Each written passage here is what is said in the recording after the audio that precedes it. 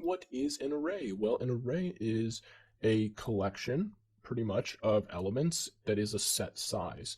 So rather than having like a variable equal to 1, you'd have an array and it would have a bunch of different values in there that you can index at certain points. And you'll see when I start talking about them here if you're a little bit confused. But how to create an array is to first, you have to declare the type that you want your array to be. So all the values in the array, at least for right now, have to be the same type. So in this case, I'm going to create an integer array, and to declare that this is going to be an array, you simply do these little square brackets. You say int square brackets, the name of your array, in this case, I'm going to say new ARR, standing for array, is equal to, and then in this case, you're going to say new int square brackets, and inside of this square brackets, you have to define how many elements or how long your array is going to be. In this case, I'm just going to say 5, okay? So you can see that's fine, not getting any issues here just because we're not using new AR. But yeah, this is the syntax. So whatever type you want it to be, you type the type. So if I want it to be string, I do string. And then this obviously would have to be the same, string like that, okay? Square brackets, name of your array equals new, and then the type, square brackets, how long you want the array to be. Now there's another way to declare this, I'll show you in a second, but this is like a set length. Like you can't change this length. So you have to make sure that when you're declaring your arrays, you know how many elements you want to have. Because you can't, if you make an array length 0, then there's no point in using it. You can't add anything past like that length, okay? And what it's going to do is it's going to by default set all of these elements to like null. So they have no value, but they exist. Like they're there, they just aren't holding anything right now, okay? The way you can kind of think of it is you're initializing like 5 containers that are all gonna hold something, but they're not yet holding anything. I guess it's a good way to visualize. So we're gonna keep the string array for now. I'm gonna show you how we can add things to array, and change values and print them out and see what that looks like, okay? So the way that you index things in an array is going to look like these curly braces, okay? So I'm just going to type some stuff out and just follow with me, right? So in my string array, I want to have hello, I need double quotes, hi, Tim, maybe I should have done less values, Bill, and Joe, okay? Now these are the 5 values in my string array. Don't type this out with me, this is just showing you an example. Now, the way that we start counting in computers, or actually, let's first say this. Every element in our array is going to have an index, okay? And the index is going to be a number that represents its position. So in this case, you'd say, like, this is position 1, this is position 2, and this would be position 5. Now, if I were to ask for position 1, it would give me hello. But the thing is, that seems logical, but in computers, we actually start counting at 0, meaning that position 1, which I'm saying is hello, is actually going to be position 0.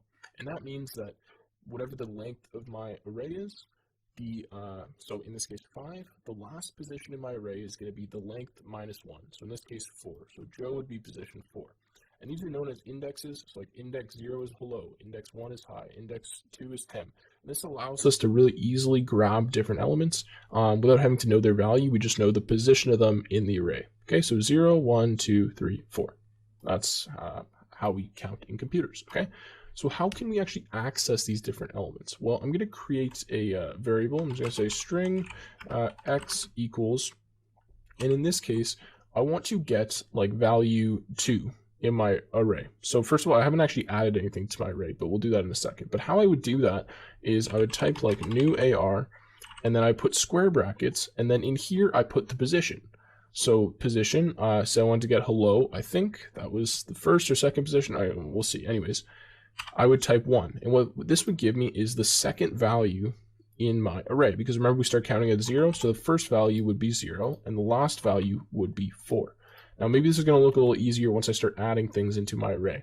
So the way that we can actually add things into the array is, well, we've declared an array, and we said it has length 5. Which means that these elements already exist, or there's buckets that are just not holding anything. So what we have to do is we have to say new AR 0 is equal to, and in this case, let's give it a value. So let's say hello, okay? Put our semicolon, there we go. We've just set position 0, index 0, whatever, to hello, okay? So now if I copy this a few times, I can set the values of all the elements in my array. So I do 0, 1, 2, and 3, and here I can just change these. So I'll say hi.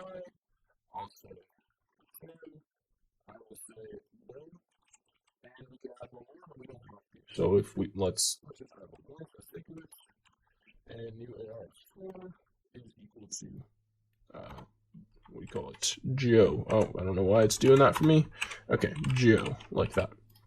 All right, so if I say string x equals new AR4, then that's going to be equal to Joe. So to print this out to the screen now, I can do system.out.println, and in this case, I will say x, and let's see what we get. We get Joe, right? Because we added all of these into the array. Now, if I just comment this out by doing that, let's see what happens when we do new ARR4. Let's see what we get. We get null. Now that's because, remember what I said, when we initialize this array, we set it of a length of 5. And we say, okay, these are our containers. We've got 5 containers, 5 buckets. They're going to hold values. We don't know what the values are yet. All right. So if we haven't set a value for the 4th index or the 4th position, well, we don't know what it is. So we're just going to return null, meaning nothing is there right now. Okay. So yeah. So that's how you add things into an array. Now I'm going to create another array and show you a kind of an easier way to do this if you're just going to like statically type in numbers. Okay. So I'm going to say int, this time we're going to do an int array just to save me from doing all these quotation marks. I'm going to say int, let's say nums is equal to new int square brackets, or actually we don't need that because we're going to do the other way. We're just going to put 2 curly braces, and in here we're going to type out our array. So in this case, this is now my number array. So I put it in curly braces, and I have an array of 2, 3, 54, 6, and 6. Now again, just to recap, 2 would be at index 0, 3 would be at index 1, okay? Because that's the way we start counting. And now, if I wanted to, instead of having x equal to new ARR, I'm going to say nums4, which should be 6, right?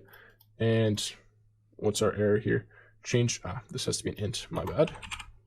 Int x equals nums4. We print this out, you can see we get the value 6. So that's another way to create an array if you're just going to be like typing in all of the numbers like that, okay?